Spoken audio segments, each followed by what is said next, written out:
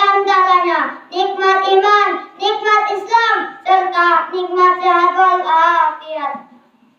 Salawat beriring dan salam semoga senantiasa tercurah limpahkan kepada baginda Nabi dengan melafazkan Allahumma salli ala Sayyidina Muhammad ala alihi Sayyidina Muhammad, yakni Nabi besar Muhammad sallallahu alaihi wasallam.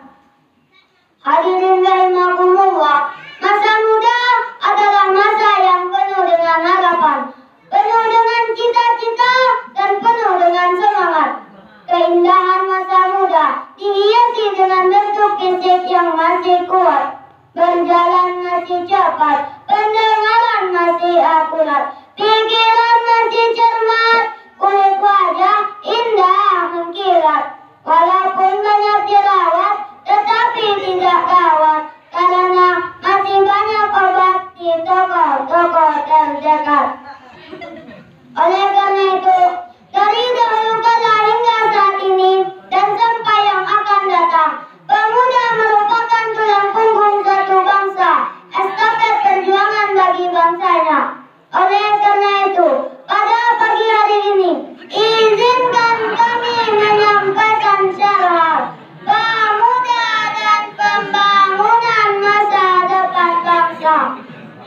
Sebagai landasannya, mari kita simak firman Allah Subhanahu wa Ta'ala dalam surat An-Nisa ayat 9.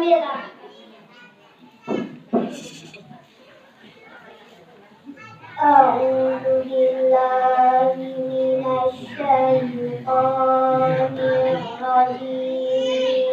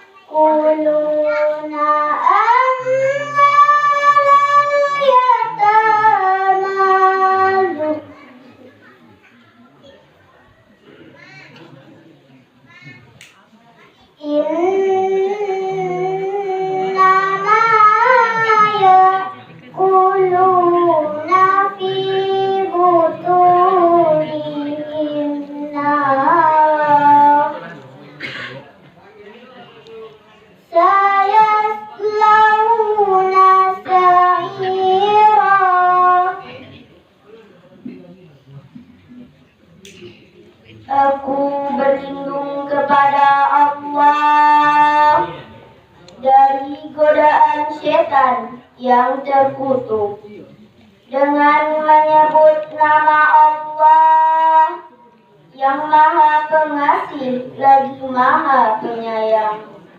Dan hendaklah takut kepada Allah orang-orang yang sekiranya meninggalkan keturunan yang lemah di belakang mereka, yang mereka khawatirkan terhadap kesejahteraannya. Oleh sebab itu, hendaklah mereka bertakwa kepada Allah, dan hendaklah mereka berkata dengan tutur kata yang benar.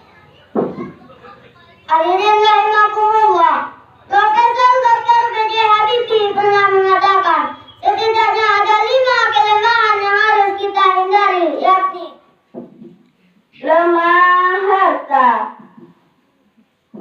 lemah fisik, lemah ilmu, lemah semangat, dan yang sangat kita takutkan adalah lemah akhlak. Na'udzubillahi min dzalik. Hadirin, jika kelemahan ini melekat pada pemuda-pemuda kita, kami yakin mereka bukanlah sebagai pelopor pembangunan, melainkan virus pembangunan, penghambat pembangunan, bahkan penghancur pembangunan. Sebab 15 abad yang silam Rasulullah SAW pernah bersabda yang artinya, pemuda masa kini adalah pemimpin di masa yang akan datang. The young is today, the later is tomorrow. Dengan demikian hadirin, Islam tidak mengenal yang namanya pemuda-pemuda pengangguran, pemuda-pemuda yang nakal. Tetapi melainkan yang diinginkan Islam adalah pemuda-pemuda yang agresif, inovatif, progresif dan produktif. Sebab insan yang malas tidak akan merasakan manisnya madu, melainkan pahitnya empedu.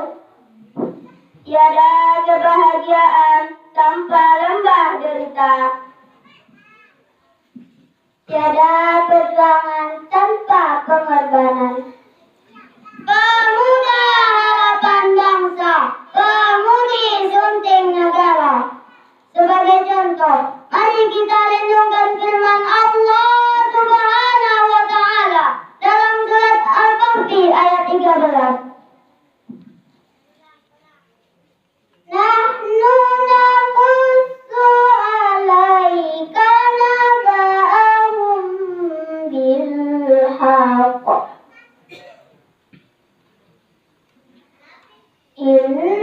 Innahum fityatun amanu bi rabbihim wa zidnahum huda. Sadaqallahul azim. Dan kami ceritakan kepadamu Muhammad kisah mereka dengan sebenarnya.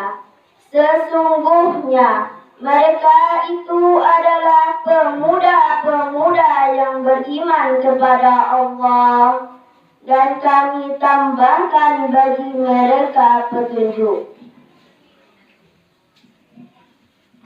Dengan demikian hadirin, ayat tersebut menjelaskan tentang pemuda-pemuda Ashabul Kahfi.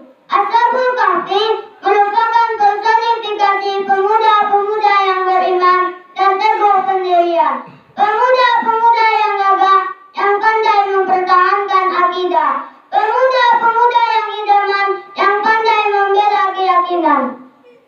Dr. Muhammad Sulaiman telah mengatakan, setidaknya ada 5 olah yang harus kita kerjakan, yakni olah rasa agar iman melekat, olah rahasia agar ilmu meningkat, olah raga agar badan sehat, olah usaha agar ekonomi kuat, olah kinerja agar produktivitas meningkat. Wahai pemuda harapan bangsa, tinggalkanlah budaya malas dan putus asa. Genggam dunia untuk meraih ridhonya. Singkirkan lengan untuk raih cita-cita. Selamatkan jiwa, negeri, bangsa, dan agama. Demikianlah uraian demi uraian, sehingga dapat disimpulkan bahwa pemuda merupakan generasi penerus bangsa yang terhindar dari pergaulan yang tidak sehat dan tidak bermanfaat. Untuk itu, bersama ulama beserta elemen masyarakat memimpin generasi agar tidak sesat. Jika pedang melukai tubuh, ada harapan untuk sembuh. Jika lidah melukai hati, kemana obat hendak dicari? Akhirnya, kasih ayah sepanjang jalan, kasih ibu sepanjang masa. Andaikan ada khilaf dan salah, permohonan maaf hendak dipinta. Wabillahi taufiq wal hidayah. Wassalamualaikum warahmatullahi wabarakatuh.